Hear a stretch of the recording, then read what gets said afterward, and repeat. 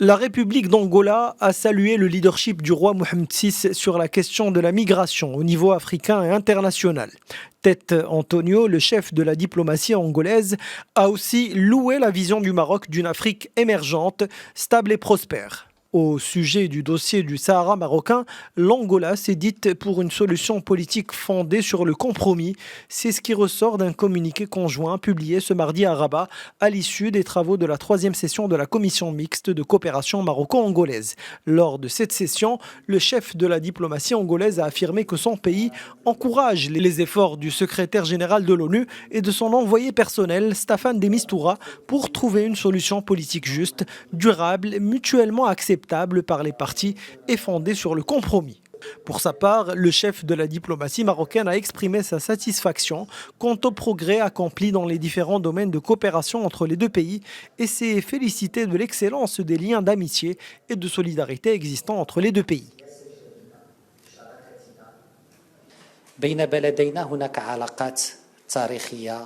Entre nos deux pays, il y a des liens historiques ancrés qui ont commencé avec le soutien du Royaume du Maroc au mouvement de libération en Afrique et son soutien pour l'indépendance de la République d'Angola. Et cette expérience avait noué des liens solides entre les deux pays, basés sur la solidarité, une compréhension commune des défis du continent africain et surtout la coopération pour libérer le continent et le faire prospérer. Nos relations connaissent une dynamique très positive depuis que le roi Mohamed VI s'est entretenu à 2 reprises avec le président angolais João Lourenço, en 2017 à Abidjan et en 2018 à Brazzaville. Et ces 2 rencontres avaient alors marqué l'ouverture d'une nouvelle ère dans les relations bilatérales entre les deux pays.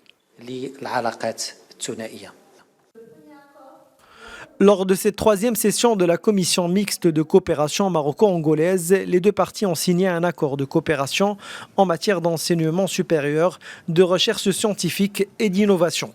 Un accord cadre de coopération en matière de tourisme, un protocole de coopération en matière de justice, un mémorandum d'entente de coopération dans les domaines des mines et des hydrocarbures et enfin un mémorandum d'entente dans le domaine diplomatique afin de renforcer le partenariat entre les deux parties.